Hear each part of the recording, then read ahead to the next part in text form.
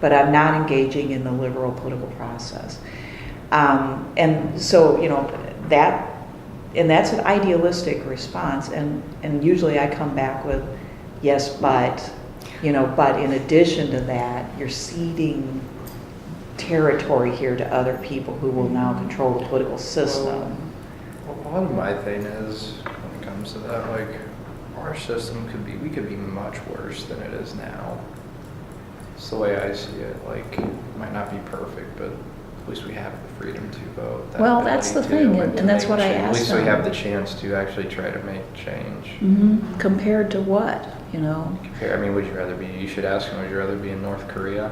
Yeah, which is where you can end up. That's the thing. But I think that... Or even Greece. We don't have to go to North Korea. Like, Greece isn't a great place to be right now either. Excellent point. It's very dangerous place. Yeah. Many people can't handle, most people can't handle that degree of power without overusing it, abusing it, etc. But I'm here to tell you there are plenty of people in this world with each new generation that still think we can get it right this time. That is not going to change. So part of the responsibility of our education system is teach people history. That's a huge deal. Well, civics, they don't. A lot of high schools don't have civics. Do you guys want to hear the worst thing ever?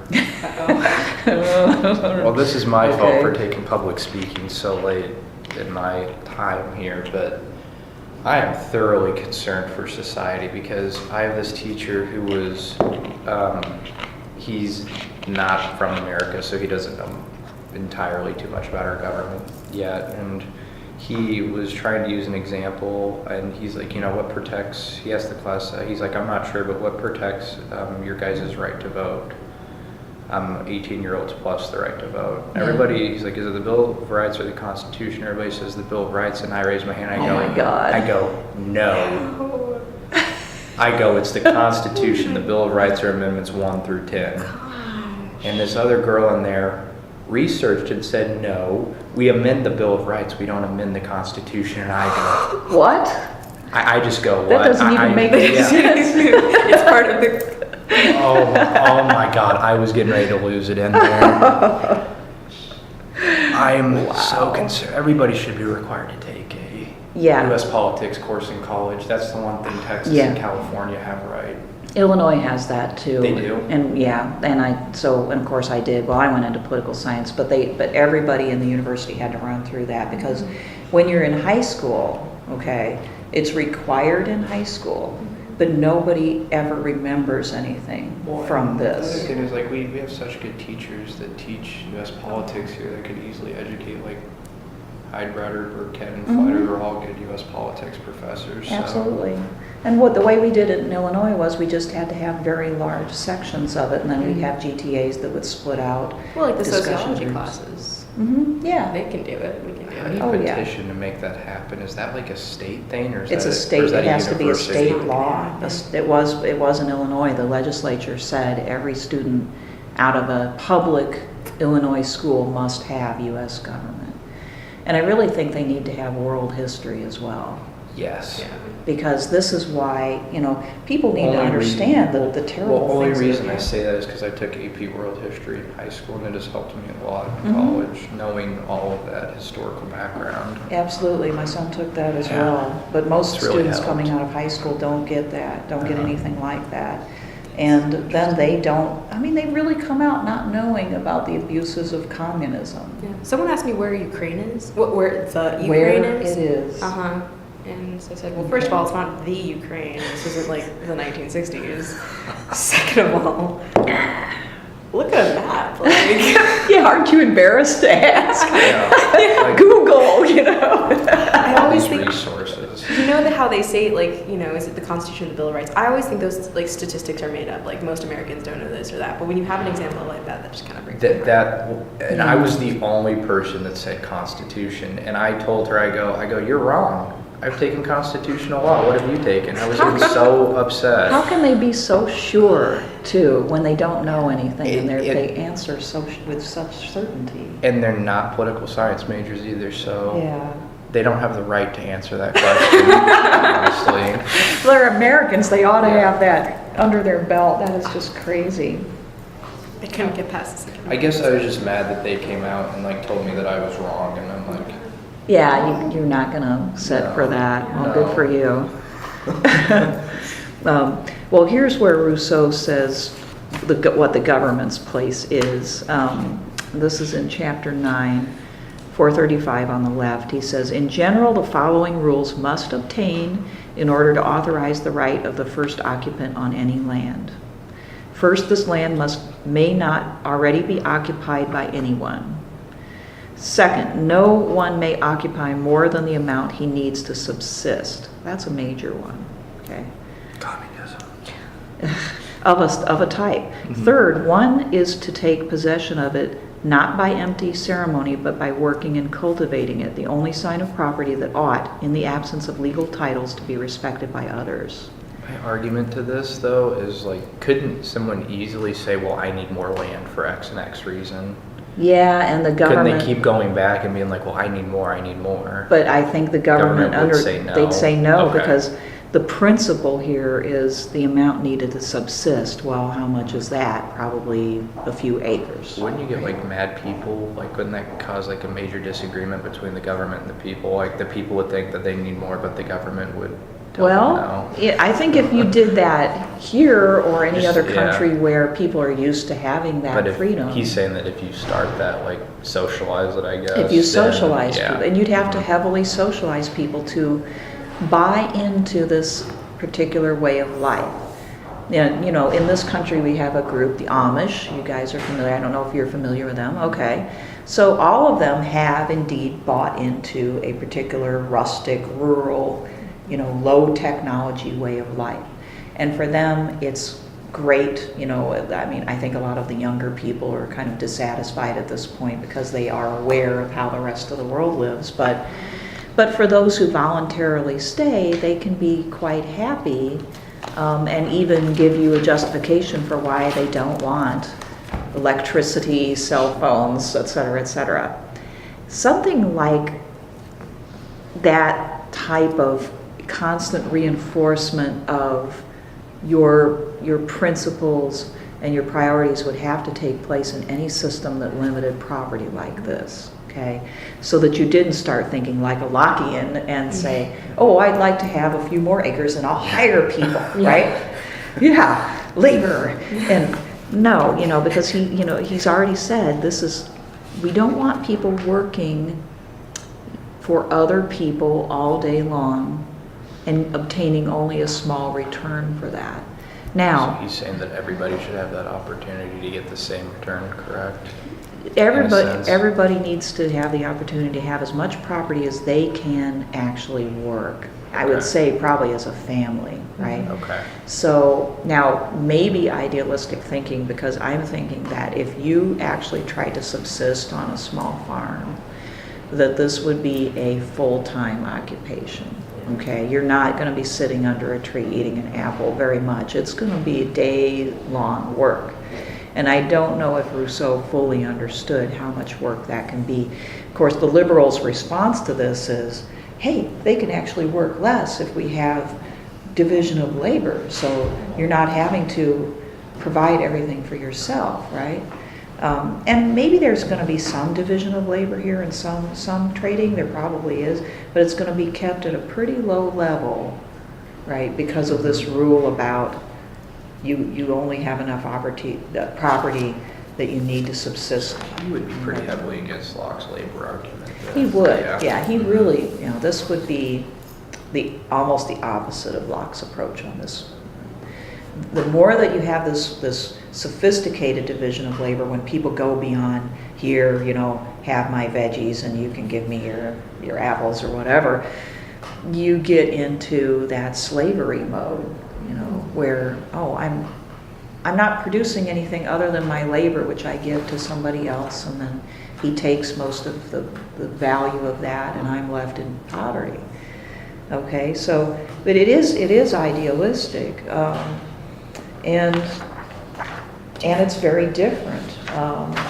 I think Thomas Jefferson was a little bit inspired Rousseau in his preference for the more Just getting ready agrarian to- way Just of getting ready life. to say that. Mhm. I thought, It's because it's, because he read a lot of Rousseau, right? He did, Yeah, yes. that's what I thought. and he was pretty radical himself. And he didn't want commercialization. He didn't want the bank, the big national he bank. was definitely very radical. Right, right. So, why? Because he felt that the rural way of life with manual labor and so forth would create a different type of character, a better citizen. It's interesting that, like, so when I read more and when I read The New Atlantis by Bacon, I don't know if you guys read that, there were parts of like, okay, I could kind of buy into this. Rousseau can't buy into it. And I'm wondering, like, if he would have bought into, like, more as, like, right, we're not going to have a totally agrarian lifestyle, but we're going to have that, like, trade-off between them. Yeah. Thomas More did a Yeah. really good job in his book. Like, he made a very convincing argument. It gives you more perspective now reading this, that Yeah. this person was, in a way ahead of his times. And he conceived of how It was it more could be. before, he was before Rousseau, correct? Yes, quite a bit. Mhm. Thomas More from the 16th century. He's Yeah. he's a very smart guy. Mhm. Right around the time of Machiavelli, actually. It's kind of So- scary when you think about it. Like, I can do this, except a kind of utopian Those world. are Use your two imagination. totally different thinkers at the same Yeah. time. Yeah. So, but Rousseau is grappling mightily with the need to have this popular involvement at every step. And, Thomas More's system did not require people to have that complete and utter unity that Rousseau is looking for. And there were ranks of people. There were people in positions of high power, and ordinary people just work. Okay? Whereas Rousseau gets around to wanting to have this so-called general will where all, participate and all participate equally and all make the decisions equally. Okay? So it's partly a response to the new demand for equality, right? Whereas in Thomas More's system, the main focus was on avoiding poverty and conflict, but not absolute full equality. You had slaves actually, and then you had workers, and you had priests, and you had scholars, and all sorts of ranks. Okay, so he puts this formula for equality in really unusual terms, that this is hard for people to understand exactly what he means. This is one of those places. Again, in chapter 6, he says, these clauses properly understood are all reducible to a single one, okay, a single principle or single clause in the contract, namely the total alienation of each associate together with all of his rights to the entire community. The total alienation of all of his rights. For first of all, since each person gives himself whole and entire, the condition is equal for everyone. And since the condition is equal for everyone, no one has an interest in making it burdensome for the others. Okay, does that make sense? Because he can then make it burdensome on me. Right, so Okay. anything that you decide is going to apply absolutely equally to all. And logically He's saying that speaking, any individual is just totally. you yeah, give so up it's- your right Uh-huh. to do things and say things independently to Because the what you community could as a say whole. could affect the entire community? Yeah, right. Okay. Right, to cause division. So we give up all the rights that we have to the community as a whole, which collectively will make decisions, okay? And those decisions will be good. This is what he's saying. Those decisions will be good for everybody because they will apply equally to everyone. So no one will have an incentive to make a decision that will come back and boomerang on him or her, Mhm. okay? So this is, Well, him. yeah, him in practical sense. But it's sort of Rawlsian, So he's saying that we all speak together as one society. We should, yes, that's what he wants.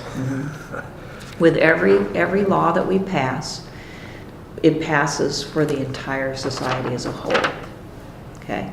And we won't pass any laws that are bad for people because those laws are going to be applied equally. We all have an equal incentive to pass good laws.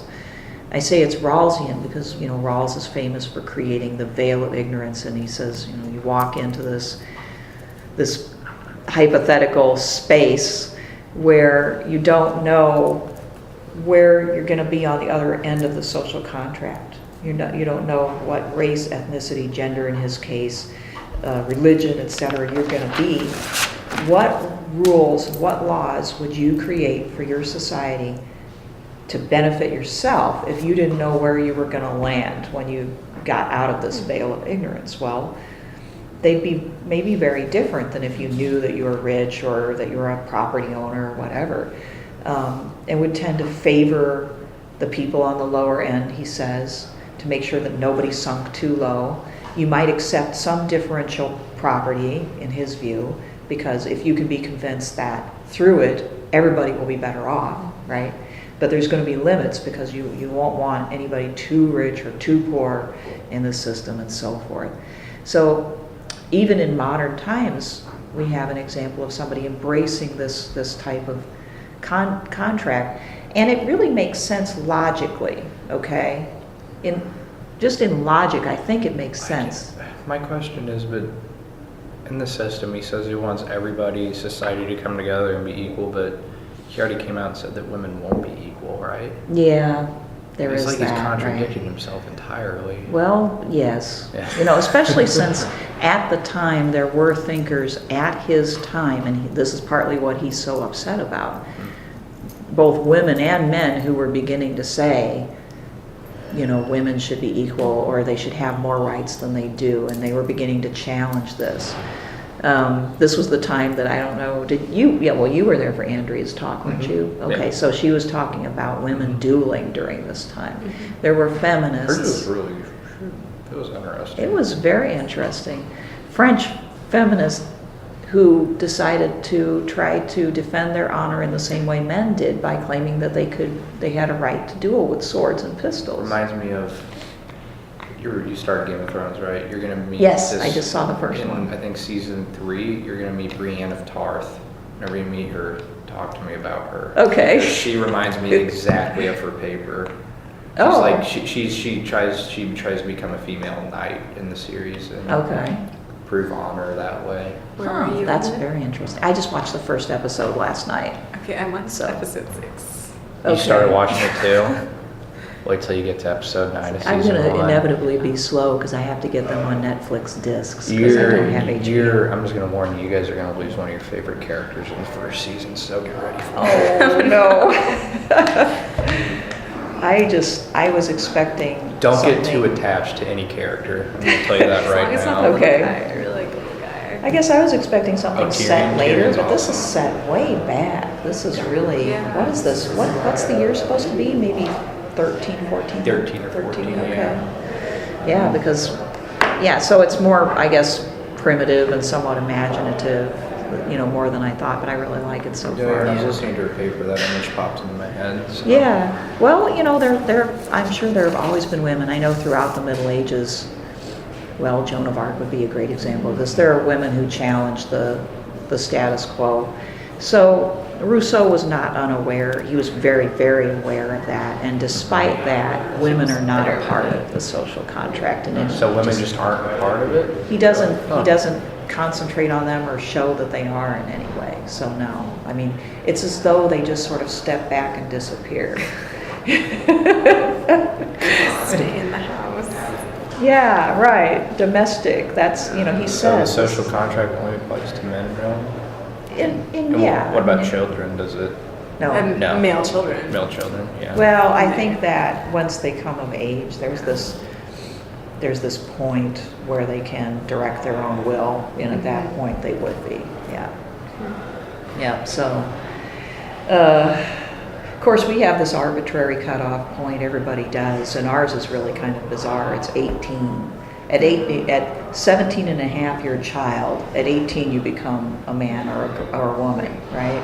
And it it's just arbitrary because there has to be, some point, but it's ridiculous because some people are men when they're 16 or women, and, some people aren't men or women when they're 25. So back then, the age of majority was typically around 12, Okay.